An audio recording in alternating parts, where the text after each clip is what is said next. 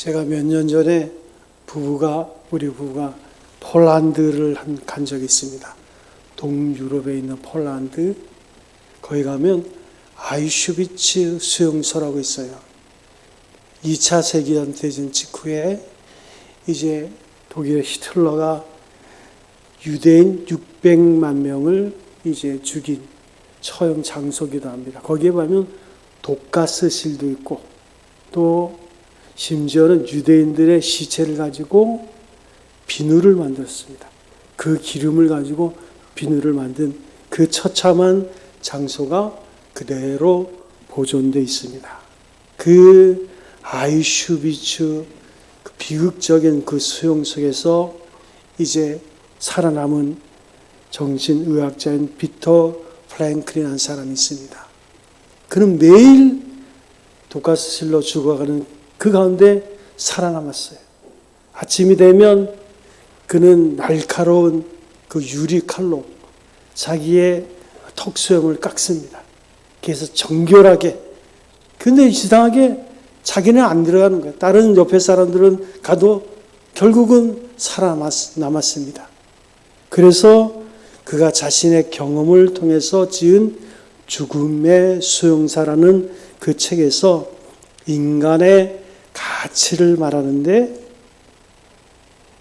자, 인간의 가치 세 가지를 말합니다.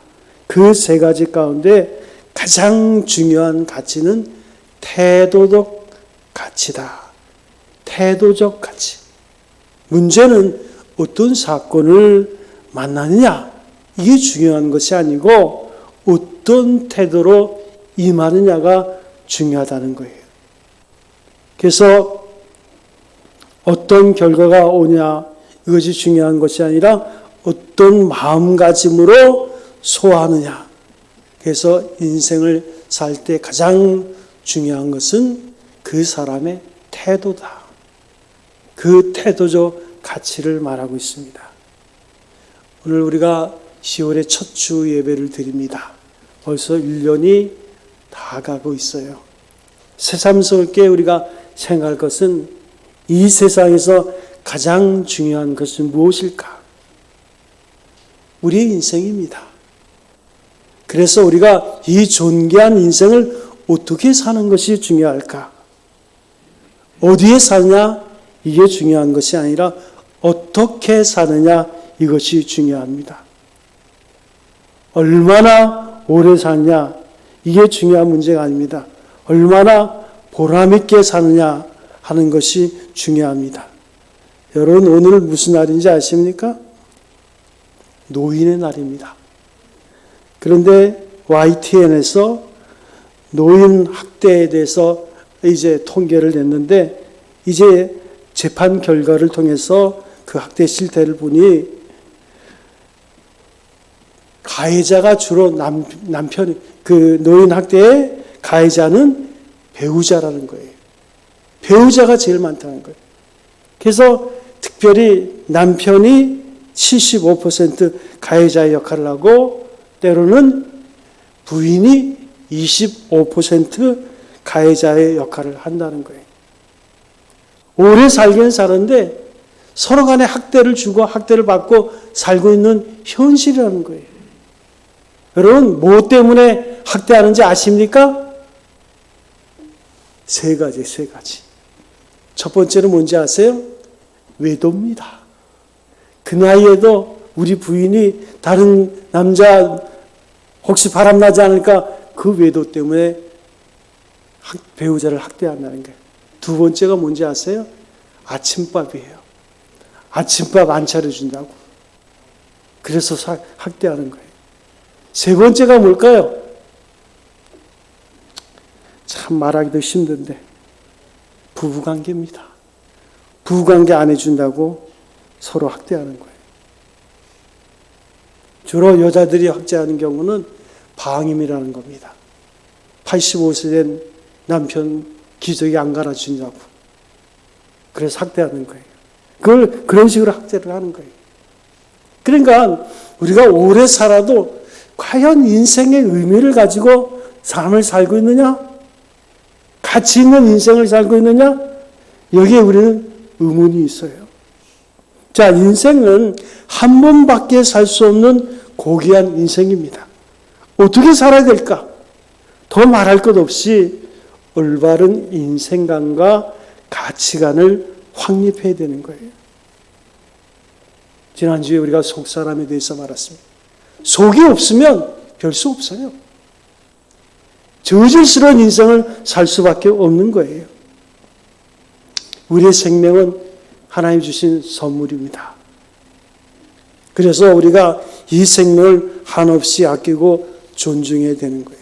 적어도 우리가 주일날 나와서 하나님을 예배하고 말씀을 듣는 우리의 삶이라면 적어도 인생의 가치에 대해서 귀하게 생각하고 또 그 생명을 소중하게 여기고 나의 생명뿐만 아니라 타인의 생명도 소중히 여기는 이런 삶이 우리에게 있어야 되겠지요.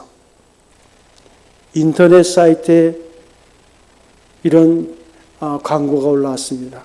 36주 된 아이를 20만 원에 입양 보낸다는 판매글이 올라와서 경찰이 진입하게 나선 일이 있어요. 서귀포시 지역 카테고리에 아이 입양합니다. 36주 됐어요. 라는 제목의 게시글이 올라왔습니다. 그리고 아이가 자는 모습이 담긴 사진 2장과 20만 원의 가격을 제시한 거예요. 이걸 본 네티즌들은 욕이 절로 나온다. 세상이 너무 무섭다. 이렇게 분노를 표출했습니다. 이 게시자는 자신이 나이가 27살이고 남편이 없어서 경제적으로 너무 힘들다는 거예요. 그러니까 이 세상에는 생명에 대해서 잘못된 생각을 가지고 자기의 생명과 남의 생명을 천시하고 학대하는 그런 모습들이 우리 주변에 있는 거예요. 우리는 이 세상에 아무 목적도 사명도 없이 내려져 있는 존재, 그런 존재가 아닙니다. 그렇게 생각하는 인생들이 있어요. 그래서 그들은 인생은 허망한 꿈이요 무의미한 장난이라고 생각합니다. 그래서 인생을 성실하게 살고 진지하게 살만한 것이 못 된다고 생각하는 거예요. 도박을 하는 것처럼 되는 대로 살고 아무렇게나 살아갈 뿐이라고 그렇게 생각하는 거예요. 헬라의 비극시인 소포클레스는 인간에게 있어서 최선은 이 세상에 태어나지 않는 것이다. 그리고 차선은 하룻밤이 빨리 죽는 것이다. 그렇게 말을 한 적이 있어요. 그러니까 생명에 대해서 이렇게 부정적이고 허무적으로 저주적으로 생각하는 것은 이거야말로 불행한 일입니다. 주님께서 말씀하십니다. 천하보다 귀한 생명. 천하보다 귀한 생명. 물론 이 생명은 단순히 우리의 육체적인 생명만을 말하고 있는 것은 아니에요. 예수님께서 천하보다 귀하다고 말씀하신 생명은 영혼을 말하고 있습니다. 그것도 구원받은 영혼의 생명을 말하고 있는 거예요.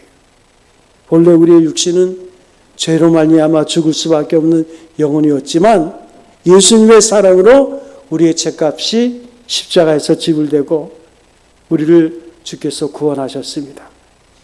이제 우리의 생명은 독생자 예수 그리스도의 피값을 지불하고 엄청난 대가를 지불하고 가치 있는 인생으로 구원받은 인생으로 있는 거예요. 그래서 우리가 그리스도 예수 안에서 긍정적이고 창조적인 생명관을 갖는 것은 대단히 중요한 거예요. 우리나라가 세계에서 OECD 국가 중에서 자살률이 제일 많잖아요. 그나마도 기독교가 들어왔으니 그 정도 됐다고 저는 생각합니다. 왜냐하면 이 땅에 기독교가 들어온 지 130여 년 됐어요. 그래도 아무래도 사람들 마음속에는 그 생명의 가치, 특별히 구원의 은혜를 통해서 우리의 인생의 가치에 대한 많은 분들을 생각하는 거예요. 처음 하나님께서 인간을 지으실 때 누구의 형상대로 주었다 그랬습니까? 하나님의 형상대로 지었다 그랬어요. 그리고 인간을 지으신 목적이 생육하고 번성하고 땅에 충만하라. 그리고 하나님이 지은 모든 것을 다스리라 했습니다. 우리가 구원의 은혜를 받았다는 것은 잃어버린 낙원을 다시 회복한 거예요. 그래서 프랑스의 문학가 프랭클은 로맹 르냉은 인생은 엄숙하다. 슈바이처는 생명은 존엄하다 그랬어요. 이 말은 생명에 관한 진리입니다.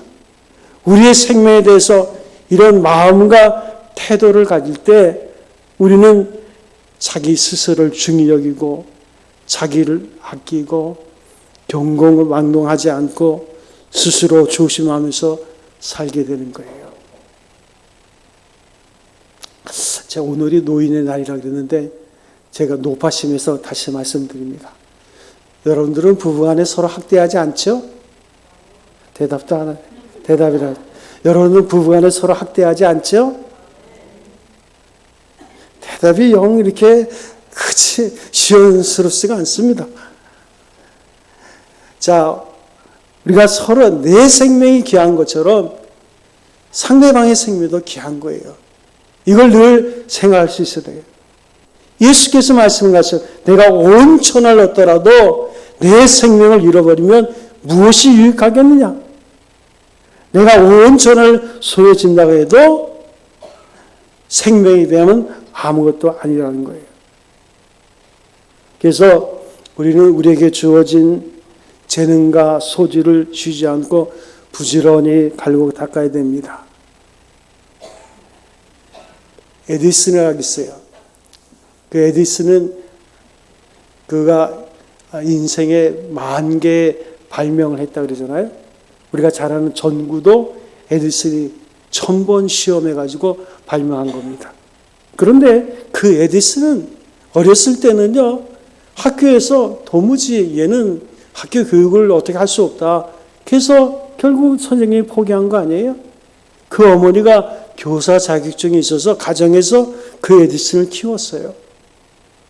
그 에디슨이 말합니다. 천재는 99%의 땀과 1%의 영감으로 구성된다. 그는요, 자신의 인생에 최선을 다했어요. 그러니까 그가 볼 때는 천재입니다. 그런데도 그는 최선을 다하는 인생을 살았던 거예요. 이것은 에디슨의 사색에서 나온 결론이 아니라 그의 믿음의 생활을 통해서 얻은 진리인 거예요. 우리가 수요예배 때마다 수요일마다 은사 성령에 대한 성령 학교하거든요. 요즘 하는 것은 성령의 은사, 발견, 개발, 그 다음에 그것을 통해서 실행하는 삶. 이게 교회가 건강하기 위해서는요, 가장 중요한 것은 카리스, 은혜가 카리스입니다. 하나님의 은혜를 카리스라 그래요. 그러니까 은혜는 하나님이 우리에게 주신 선물입니다. 누구든지 예수를 주로 그리스도로 고백하는 자, 영접하는 자, 곧 그 이름을 믿는 자들에게는 하나님의 자녀가 되는 권세를 주셨어요. 로마서 10장 9절과 10절에 보면 예수를 주로 그리스도로 고백한 자, 그가 죽은 자 가운데서 다시 살린 것을 내 마음에 믿으면 구원을 받고, 의를 통해서, 그 고백을 통해서 우리가 하나님의 구원에 이르게 되는데, 자, 중요한 것은 카리스, 하나님의 은혜를 입은 자에게는 하나님이 또다시 하나님의 은혜 가운데 살도록 주신 사명이 있어요. 그것을 은사라고 합니다. 헬라어로는 카리스마예요. 그러니까 카리스마가 하나님 주신 은사예요. 세상 사람들, 저 사람 카리스마 있다, 카리스마 있다 그러잖아요. 누가 카리스마가 있는 걸까요? 그 은사를 발견하고 개발해서 그 일의 전문가가 되면 카리스마가 생기는 거예요. 그래서 성악가가 찬양을 합니다. 야, 카리스마가 대단해. 그 말은 뭐예요? 그 그 찬양이 최고라는 거예요. 그가 발견하고 개발해서 남이 따라올 수 없는 놀라운 경지까지 올라갔을 때 우리는 카리스마가 있다 그래요. 우리가 교회를 섬길 때도 교회 머리는 예수님이고 그 몸은 예수님이고 그 몸의 지체가 우리예요. 카리스마가 우리에게 있는 거예요. 그런데 하나님께서 내게 주신 은사가 뭔지도 몰라. 먼저는 발견해야 돼요. 그 다음에 개발해야 돼요. 그 다음에 실천해야 돼요. 그리고 그것을 계속할 때 그에는 전문가가 되고 권위가 생기고 카리스마가 있다고 사람들이 얘기하는 거예요.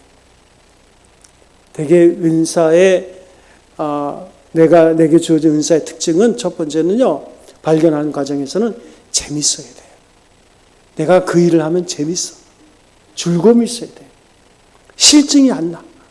그리고 두 번째는 그 일을 계속할 때 사람들이 나를 전문가 수준으로 보는 거예요. 그래서 완전히 전문가가 된 그때 그 사람은 권위가 생기는 거예요. 카리스마가 생기는 거예요.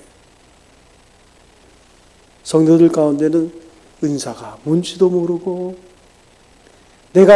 내게 주어진 것을 발견할 생각도 없고 개발할 생각도 없고 그냥 그렇게 늘 낙심과 절망과 회의와 의심과 두려움 속에 신앙생활을 하는 거예요. 내게 주어진 그 은사, 하나님이 내게 주신 구원의 은혜로 받은 생명이다. 이제는 내가 카리스마를 찾겠다라고 하면 그 인생을 통해서 삶이 달라지는 거예요. 에디슨처럼 최선을 다하는 거예요. 그럴 때 그는 카리스마 있는 인생으로 생을 마감하게 되는 거잖아요. 다하고 최선을 다해서 사는 것, 이게 바로 축복입니다.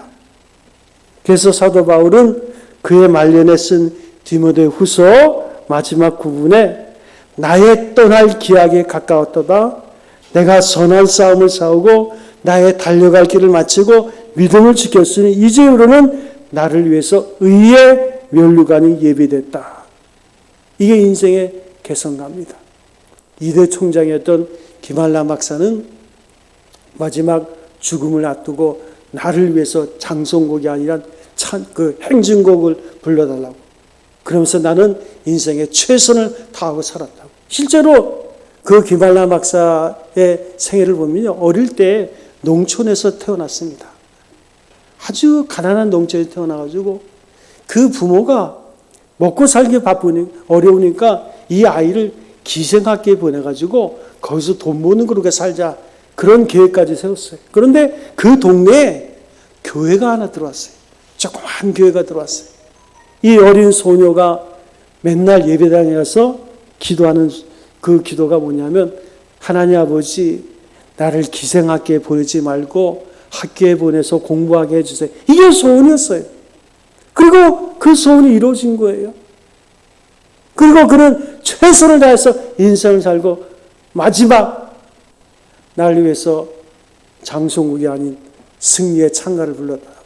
그 기념교회가 금난교회입니다. 김한라 목사의 김자, 앞에 김자를 따서 마지막 자 란자를 써 금난교회예요. 금난교회 그 김홍도 목사가 부임했을 때는 조그만 기념교회였는데 지금은 초대형 교회가 됐지요. 사랑하는 성도 여러분, 우리가 주어진 생명은 귀한 것입니다.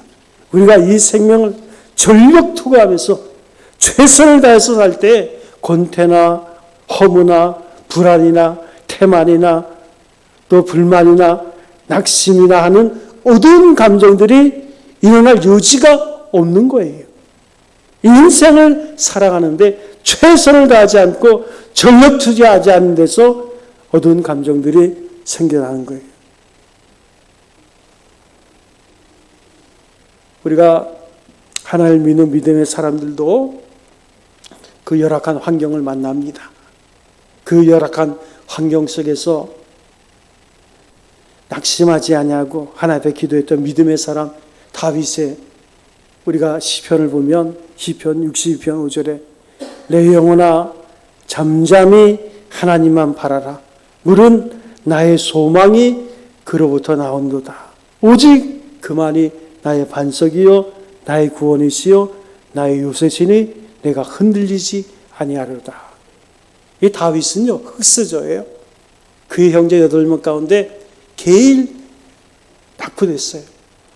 그래서 그의 직업도 목자였어요. 그때 당시에 목자는 천한 직업입니다.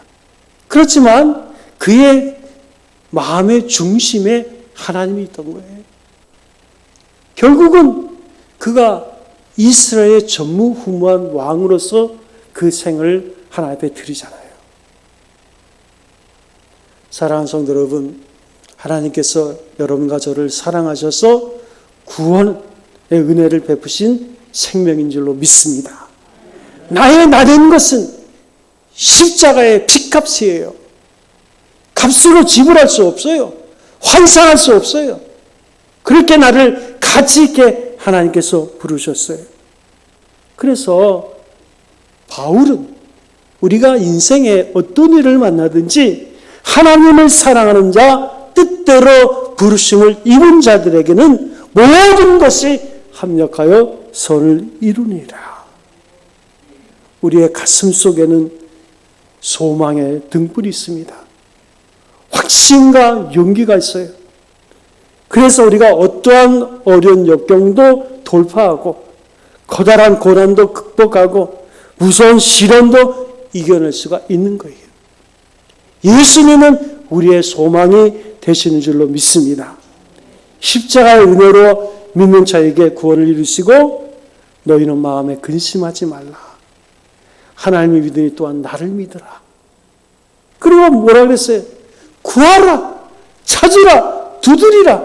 세상에 악한 자라도 자기 자식이 뭘 달라하면 좋은 것을 줄 줄 알거든. 하물며 하나님께서 구하는 자에게 좋은 걸 주시지 않겠느냐. 그래서 종교개혁자 마틴 루터는 예수 그리스도 안에서 소망은 강한 용기요 새로운 의지라 그렇게 말했습니다.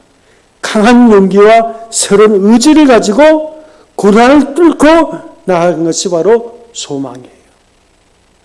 그래서 예수님을 믿고 의지하는 소망은 우리에게 모든 공포를 쫓아내버립니다. 절망은 죽음에 이르는 병이고 소망은 생명에 이르는 약이에요. 그래서 우리가 인생관을 어떻게 가느냐? 적어도 우리는 가치 있는 인생으로 주님께서 핏값으로 지불하시고 우리를 사셨으므로 이제 우리 안에 은혜가 있습니다. 그리고 우리에게 하나님이 주신 특별한 카리스마가 있어요. 그래서 우리가 우리의 인생을 바라볼 때 그 삶의 태도가 분명히 달라야 되는 거예요. 여러분, 일본의 작가 가운데 미우라 아야코라는 작가가 있습니다. 그가 쓴 소설 가운데 길은 여기에 또 빙점이라는 유명한 소설을 썼는데 그녀의 작품은 대부분 간증적인 작품이에요. 그래서 자신이 어떻게 하나님을 만나게 되었고 하나님의 사랑을 체험하게 되었는가를 밑바닥에 깔면서 그 작품을 그려나가는데 그가 작품이 나올 때마다 뭐 1000만 부, 엄청난 그때 당시에 1000만 부는 진짜 대단한 겁니다. 그렇게 작품이 팔렸어요. 그런데 그분의 작품을 읽는 사람들 가운데 약 80%에 해당되는 사람들이 그의 글을 읽으면서 자신도 모르게 하나님의 살아계심을 자연히 인정하게 되고 예수 그리스도의 사랑을 받고 싶다는 마음이 은연중에 생기게 된다 그래요. 그래서 그 책을 읽는 사람마다 간접적으로 직접적으로 마음의 복음을 듣게 되는데 그를 통해서 하나님 나라를 위해서 엄청난 기여가 이루어진 거죠. 그런데 그 미우라 아야코 그가 어떤 환경에서 예수님을 만났습니까? 당시 미우라 아야코는 폐병 환자였어요. 그때 당시에 폐병 환자는 죽는 거예요. 삶과 죽음의 갈림길에서 매일매일 각혈을 하면서 투병해야만 그래서 수용소 안에 따로 갇혀 있는 거예요.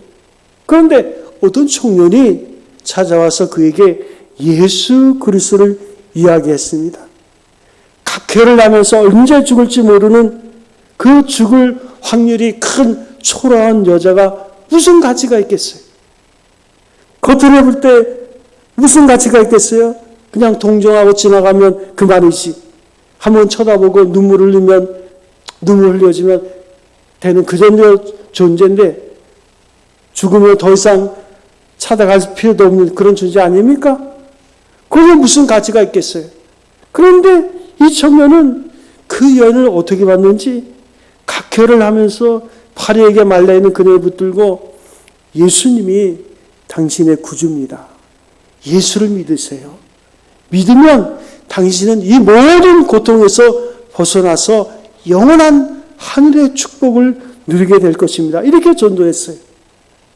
아마 이 청년은 이 여인이 나중에 일본 열도를 후끈하게 데울 수 있는 엄청난 작가가 되리라는 그 가능성을 못 봤을 겁니다. 그러나 한 영혼을 소중하게 여기는 마음 때문에 피를 흘리고 죽어가는 여인을 위해서 복음을 전한 거예요. 결국 그녀는 수백 명이 나가서 전도하는 것보다 더 큰 역할을 하지 않았습니까? 이만큼 한 사람의 영혼의 가치는 중요한 거예요. 사랑하는 성도, 여러분의 인생의 가치가 소중한 줄로 믿습니다. 그래서 우리가 그리스도 예수를 영접하면 미래에 소망이 생기는 거예요. 소망과 소원은 같은 게 아니에요. 소원이라는 것은 나의 중심으로 세계를 바라보고 이기적인 생각에서 자기 중심으로 미래를 보는 것을 소원이라고 한다면 소망은 그렇지 않습니다. 하나님의 말씀과 하나님의 약속과 그 약속에 대한 진실한 자세를 가지고 미래에서 현재를 보는 거예요. 이것이 바로 소망입니다. 사랑하는 성도 여러분, 여러분과 저는 하나님의 소망인 줄로 믿습니다. 그러므로 나에게 주어진 생애를 하나님의 아름다운 작품으로 만들 이유가 여러분과 저에게는 있는 거예요. 그래서 성실한 자세로 신의와 책임을 지키면서 높은 곳을 향해서 끊임없이 우리가 노력하는 거예요. 사람의 중심이 아니라 하나님을 바라보면서 그렇게 나가는 거예요. 성경은 우리가 어떻게 살아야 하느냐, 살아갈 목적과 의미와 가치가 무엇인가, 예수께서 말씀하시기를 그런즉 너희가 먹든지 마시든지 무엇을 하든지 하나님의 영광을 위해서 하라. 사랑하는 성도 여러분, 이제 우리는 그리스도 예수 안에서 긍정적이고 이상주의적 인생을 가지고 사는 여러분 되시기 바랍니다. 모든 사람을 기쁘게 하고 민족과 국가에 공헌하고 하나님께 영광 돌려서 의미있고 보람되고 축복된 삶을 살아가시기를 주의 이름으로 축원드립니다. 며칠 전에 어느 선교사님이 60대 중반 된 제 친구 선교사님이 찬양을 하나 보내왔어요. 그 찬양을 우리 한번 불러보겠습니다. 은혜라는 찬양입니다. 가사를 잘 생각하면서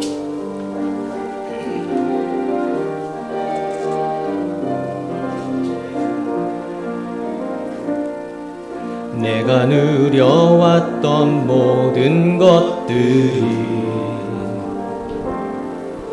내가 지나왔던 모든 시간이 내가 걸어왔던 모든 순간이 당연한 것 아니라 은혜였소. 아침에 해가 뜨고 저녁에 녹은 봄의 꽃향기와 가을의 열매 변하는 계절의 모든 순간이 당연한 것 아니라 은혜였소. 모든 것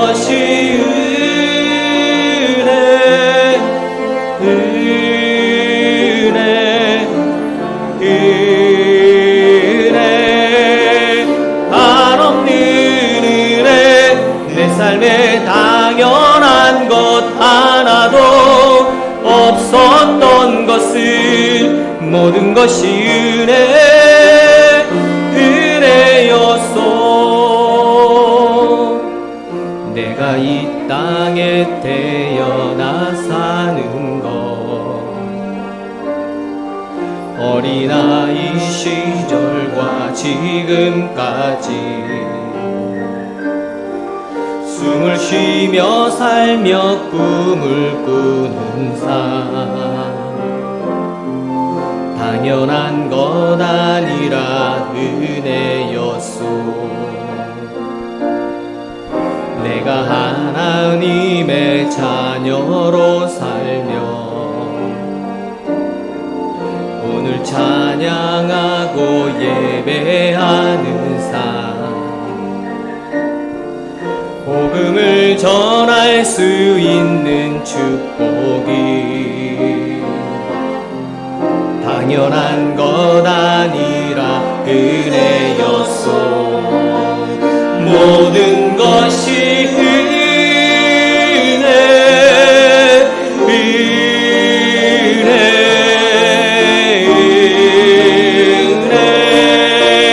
한없는 은혜. 내 삶에 당연한 것 하나도 없었던 것을 모든 것이 은혜였소. 모든 것이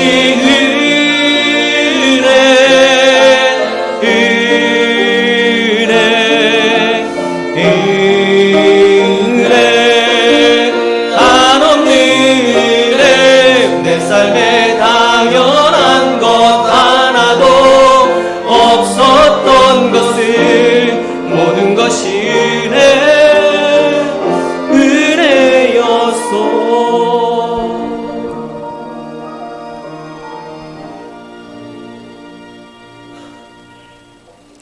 그래 아버지 하나님, 10월의 첫 번째 주일로 하나님을 예배했습니다. 2022년도 저물어 가는 이제 하나님 시점에서 우리의 인생을 돌아봅니다. 하나님께서 은혜 가운데서 우리에게 생명을 주시고 우리 안에 그리스도의 예수의 양 주의 성령께서 세상 끝날까지 우리와 함께 동행하신 줄로 믿습니다. 세월을 아끼라, 때가 악하니라. 어리석은 자가 되지 말고 하나님의 뜻이 무엇인가 분별하라. 세상 술에 취하지 말고 성령의 충만을 받으라. 주님 말씀하십니다. 하나님, 우리에게 한 번밖에 주어지 있지 않은 이 인생을 지혜롭고 또 최선을 다해서 살아서 하나님이 기뻐하시는 이제 아름다운 걸작품의 인생으로 드릴 수 있는 우리의 남은 생애가 될 수 있도록 인도하여 주옵소서. 은혜와 사랑 감사하고 우리 주 예수님의 이름으로 기도하옵나이다. 아멘.